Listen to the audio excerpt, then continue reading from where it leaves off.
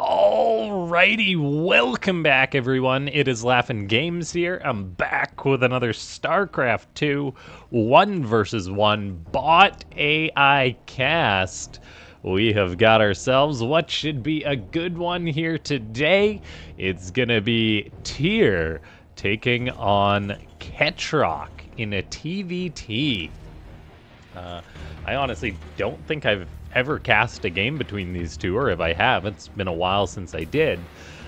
And so, yeah, TVT, a very volatile matchup, but more importantly, a bot versus bot match. I mean, in these bot games, the rules are completely different. The actions are determined by code, not by whatever goes on in a human's brain.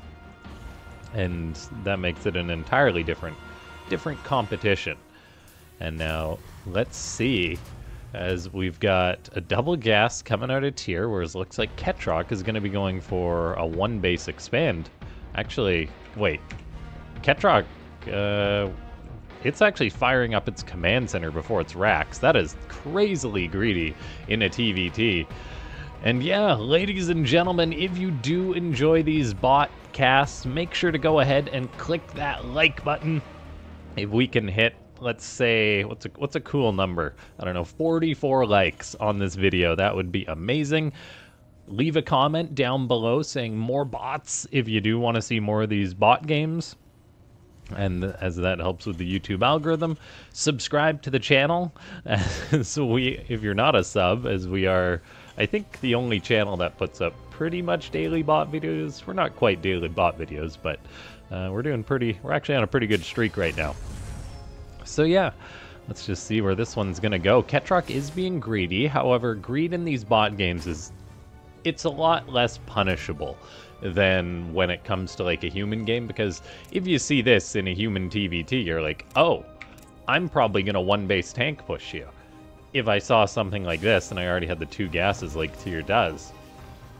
But of course, in these bot games, unless you happen to have already programmed your bot to be aggressive, it's not all of a sudden gonna break out of the matrix or something like, blood, I'm gonna go kill him now, this looks like a great opportunity. No, it does exactly what you've programmed your bot to do, and it will follow that precise plan unless you happen to have some reactions programmed into it. And I believe there probably is a couple bots out there that do scouting and be like, oh, this bot's being greedy, let's attack. But I feel like it's more the inverse. I don't think we honestly see too much of like, oh, this bot's got 4 bases up, let's just rush. I think it's more the inverse, in which a bot that's being greedy will tamper its greed generally when it scouts that it's being cheesed. For example, when Eris cancels its 3rd hatchery upon scouting cheese. So some bots do that. Ketrock, however, does just go for quite a strong early defense. However, as I say that, I was totally expecting this to be a planetary fortress at the natural base. But Ketrock just straight up went into 2 bases with no planetary. It built the eBay, but it didn't make the PF, which is bizarre, because currently that's a dead investment. Now, it does look like the Blue Terran bot is getting away with its greed, though, as we see Ketrock has already got up an expansion, whereas Tyr does not have that yet. The Red Terran is getting up Stim Pack on 1 base with 1 racks while building that command center slowly. So the Blue Terran's going to have a vastly superior economy as long as it gets away with this greed. And as long as Ketrock is building tanks, I keep saying as long as, we're just going to have to wait and see how it plays out. The lack of a starport, though, from Tyr does make me wonder, like, what are you up to, Redbot? What's your overall game plan? And now we do see Ketrock getting out a Banshee, getting out a Cyclone. Triple starport is a crazy amount of air units for a TVT game. However, Ketrock kind of plays by its own rules. It plays like the creator, like Ketrock likes to play on his ladder games. And yeah, let's see, we've got that command center just about finished up now, so Tyr will get up its own expansion, delayed compared to that of Ketrock's, but it is still still macroing up. I am getting concerned, though, as we do just have that one Rax Marine production. Mass tanks are being made, and a starport is now on the way for tier. I'm just wondering if there's going to be enough anti-air to potentially deal with all the Banshees, as there's currently one out with 3 more on the way. There's probably going to be some harassment going on by Ketrock, and this is going to be a really good test for tier to see whether it's going to build an eBay or make a Raven or something to defend against this Banshee. Programming to defend against harassment is one of the hardest things to do, I imagine, as a bot author, because, I mean, we've all seen it. We've all seen in a game where you... any video game where you sort of tag the AI and then you just like run away and it follows you like way over the top, but it'll never catch you. That's something that can happen in these games. Now, we do see Ketrock coming on in here with this Banshee, gonna start killing off some SCVs. Tier's gonna have to react to that. It's like 2 Marines are coming back to help chase this. There is a Raven on the way. No scan for Tier, though, to deal with that. It looks like it is short on energy, so Tier being caught off guard, starting to lose SCVs on absolute mass. And now that there's been Cloak, the Marines are heading on down south to deal with these Banshees. But they just cloaked. The Raven is now on the way out. There is a Cyclone coming out. However, so many workers have died already. A scan goes down, but there's nothing to deal with it. The Raven is not actually chasing these Banshees. And so I think we may just be seeing a bit of a wash here, as programming a bot to defend against Banshees is not an easy thing. Now, ladies and gentlemen, this is why we actually cast a variety of bot games on the channel, so we get a good spread. And this, because LaughNgamez, mid-length games, and the longest games are all fun to watch in their own right, so we can really get a good understanding of how these bots work. Now is a good time for me to tell you, though, that this is indeed going to be a multi-part video. Looks like the Cyclone does kill one of the Banshees, but I mean, that one says I killed 26 SCVs in that, and yeah, Tier is just dead, completely destroyed. The generic defenses with the bunker are good against direct attacks, but the anti-harassment wasn't there. This is why we see Ketrock actually and Benbot quite often, I think, go for 2 turrets in their mineral line just to defend against that Banshee harassment, because it's not an easy thing to program against. We will watch Tier get cleaned up and then load right on into the next game. Yeah, that was pretty much a slaughter. 2 Banshees and 3 Cyclones dead for all of Tier. GG. All right, and here we are with game number 2 between 2 different bots. It's going to be, well, actually not 2 different bots.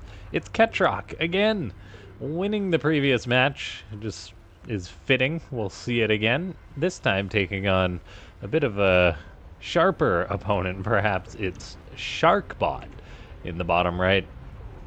One of the top Protoss, well, basically the top Protoss bot, second top. Recently, Deimos has been on a tear playing Protoss. I will say that I think Sharkbot has a little bit more variety, being that it's had a lot more development, though, so. Now, we do have a pylon on the way for Sharkbot, potentially a bit of cheeky cheese, whereas Ketrock is going for a mech all-in strategy, so we may be seeing a bit of a head-first rush of these 2 bots crashing into each other. And now, Ketrock's bot is a bot that doesn't actually scout, as we saw in the previous game, and so it could be under a little bit of fire, as there's 3 gateways being built outside of its base, Sharkbot being as cheesy as ever. And these rushes are pretty darn nasty, as these rushes are pretty darn nasty, as they are kind of supercharged by the speed mining. And someone in the comments wanted me to explain a little bit more how the speed mining works. I'll try to do it in 30 seconds before Zealot gets out. Now, the speed mining that these bots do, you can see that they're speed mining because their worker count is fluctuating like mad on top of the base. That's not normal, and you can see the individual little clicks they're doing. And that's basically because when you issue a command to a probe, any worker in the game, it will basically start moving, sort of like you just start running. Like you take that first step, and it's fast acceleration.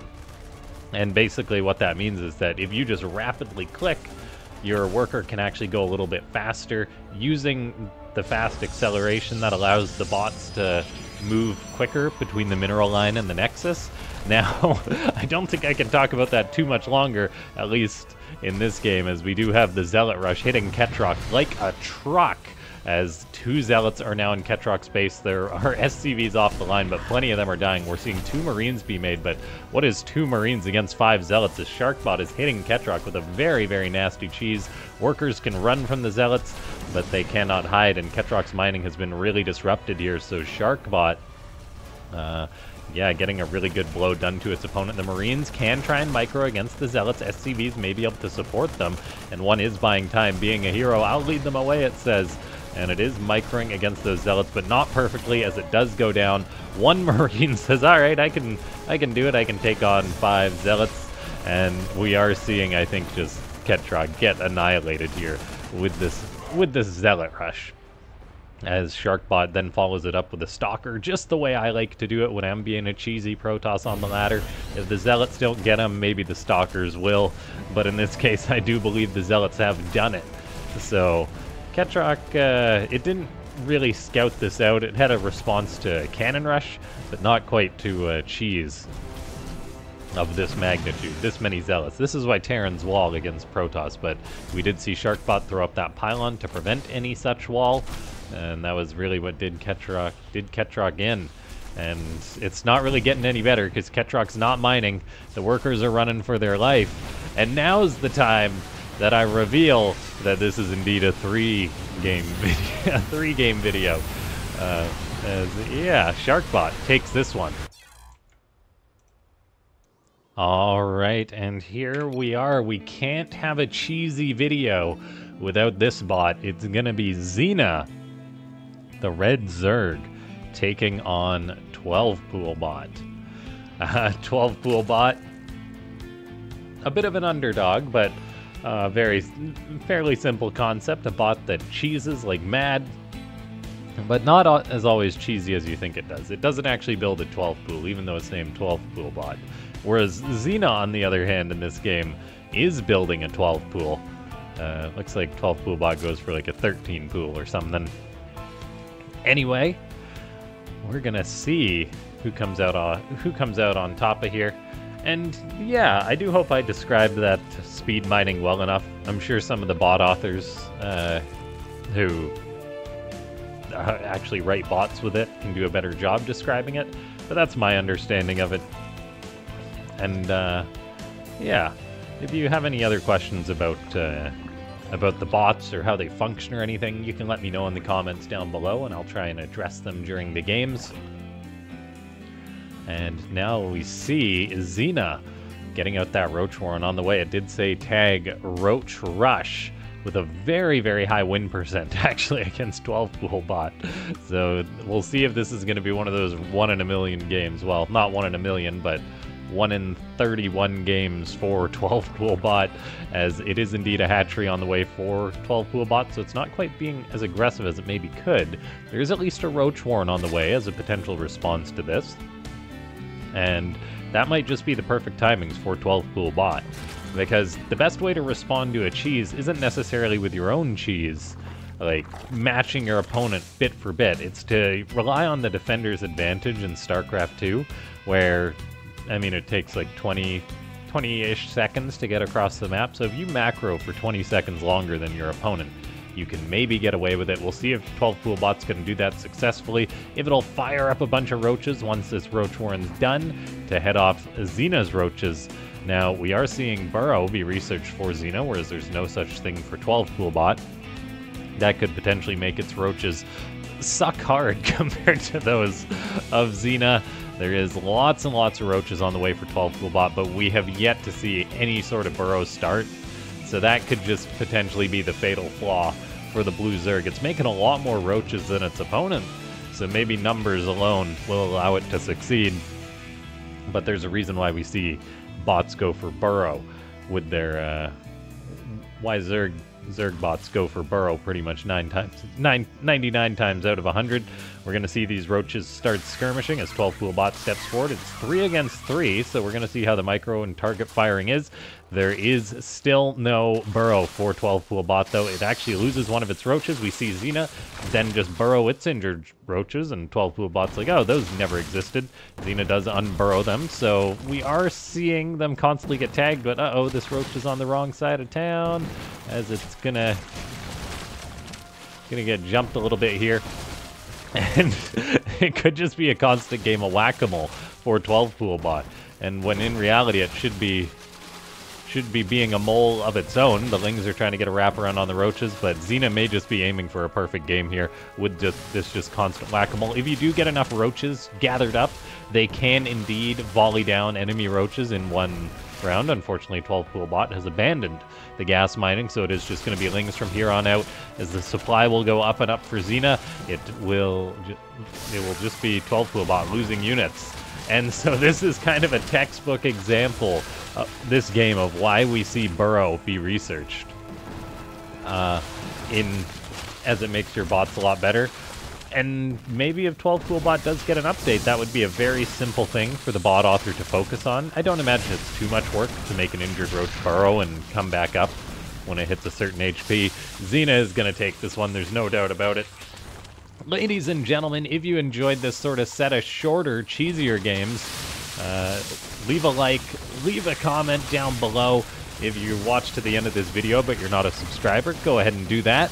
As, yeah, there's just no way you win against a bot that burrows when you yourself do not. And I would genuinely love to see a rematch between these two, where 12 pool bot is the bot that, well, makes use of burrow itself. I'd also love to see see one of those games that 12 pool bot wins. I have no idea how that would work unless it goes for a different strategy.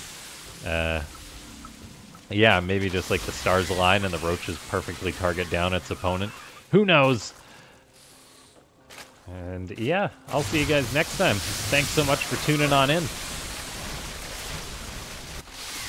There is a third base up for 12 pool bot. That's going to be it though.